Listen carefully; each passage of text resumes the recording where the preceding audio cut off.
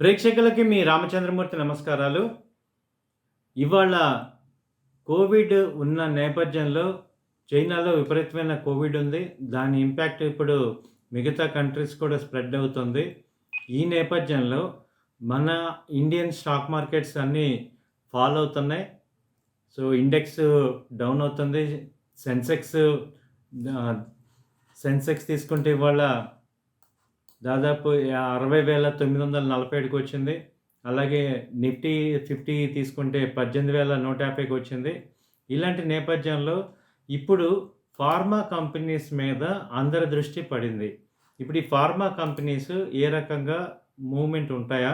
అసలు ఇప్పుడు last time కోవిడ్‌లో ఫార్మా కంపెనీస్ అన్నీ పెరిగాయి కాబట్టి, ఇప్పుడు ఈ స్టాక్స్ ఎలా ఉంది? ఇండెక్స్ ఎలా ఉంది? అనేది ఇప్పుడు మనం చూసుకుందాం. ఈ వీడియోలో మనం డిస్కస్ చేసుకుందాం. ఇప్పుడు నిఫ్టీ ఫార్మా తీసుకుంటే, ఇండెక్స్ తీసుకుంటే 12,864 దగ్గర ప్రెజెంట్ ట్రేడ్ అవుతుంది ఈ రేంజ్‌లో. దీని యొక్క చార్ట్ మనకి తీసుకుంటే లేటెస్ట్ లో వచ్చేది 12,330 దగ్గర నుంచి మొన్న నవంబర్ 2012లో 13,690కి వచ్చింది. అక్కడి నుంచి ఇప్పుడు 12,542 లో వచ్చి ఇప్పుడు 12,870, 12,900 దగ్గర ట్రేడ్ అవుతుంది. ఇది దాదాపు లాస్ట్ కోవిడ్ టైంలో వచ్చి 14,000 దాకా పీక్‌కెళ్ళింది. కాబట్టి ఫార్మా ఇండెక్స్‌లో ఇన్వెస్ట్ చేసుకోవటం అనేది ఒక రకంగా ఫార్మా స్టాక్స్ అన్నీ కొన్నట్టే. అయితే ఇప్పుడు ఈ ఫార్మా ఇండెక్స్‌లో నిఫ్టీ ఫార్మాలో ఏ స్టాక్స్ ఉన్నాయి? ఫార్మా కంపెనీస్ అనేది ఒకసారి మనం చూసుకుందాం. నిఫ్టీ ఫార్మాలో ఏ స్టాక్స్ ఉన్నాయో చూసుకుంటే సన్ ఫార్మా ఇది ప్రెజెంట్ ₹1,015 ఉంది కరెంట్ మార్కెట్ ప్రైస్‌లో. సన్ ఫార్మా అనేది నిఫ్టీ ఫార్మాలో ఫస్ట్ కంపెనీ. ఆ తర్వాత ఆల్కెమ్ ల్యాబ్స్. ఇప్పుడు ఇది కరెంట్ మార్కెట్ ప్రైస్ వచ్చి 3,101 ఉంది ఆల్కెమ్ ల్యాబ్. దాని తర్వాత వచ్చి టొరెంట్ ఫార్మా.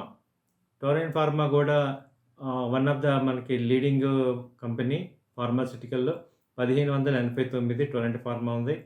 అలాగే లూపిన్ వచ్చి 753 రూ. 753 ప్రెజెంట్ లూపిన్ ఫార్మా ఉంది.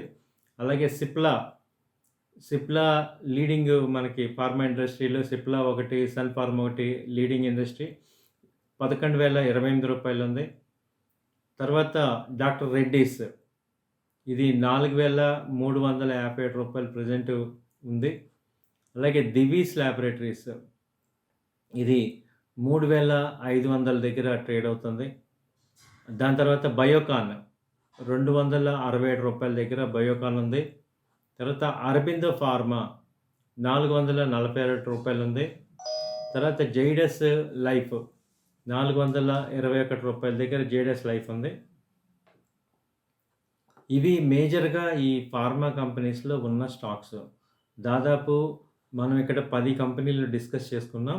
వాటిల్లో కూడా మనం మేజర్‌గా తీసుకుంటే ఈ సన్ ఫార్మా, సిప్లా, డాక్టర్ రెడ్డీస్, దివీస్, అలాగే టొరెంట్ ఫార్మా ఈ 5 మేజర్‌గా తీసుకోవచ్చు.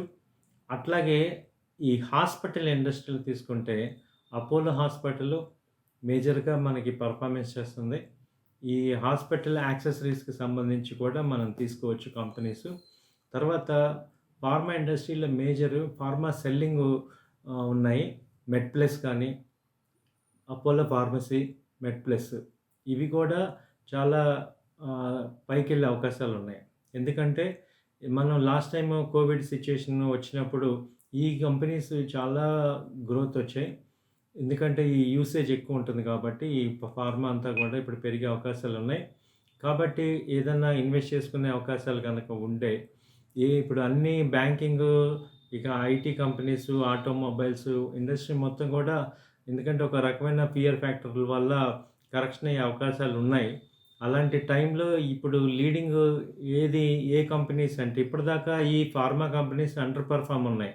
ఈ ర్యాలీలో ఇంతవరకు పార్టిసిపేట్ అవ్వలేదు. సో, అలాంటప్పుడు ఈ ర్యాలీలో ఇప్పుడు ఇవి పార్టిసిపేట్ అయ్యే అవకాశాలు కనపడుతున్నాయి.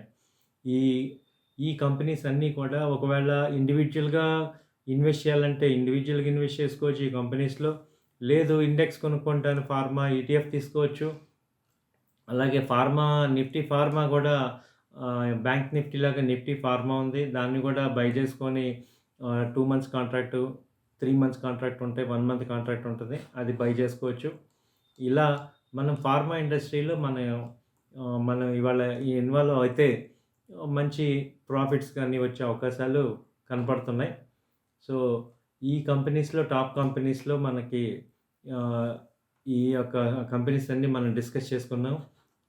ఈ కంపెనీస్ అన్నీ కలిపి ఇండెక్స్‌లో ఉంటాయి. ఈ దానివల్ల ఈ ఫార్మా అనే రంగం అనేది ఇప్పుడు మళ్ళీ లైమ్‌లైట్‌లోకి వస్తుంది.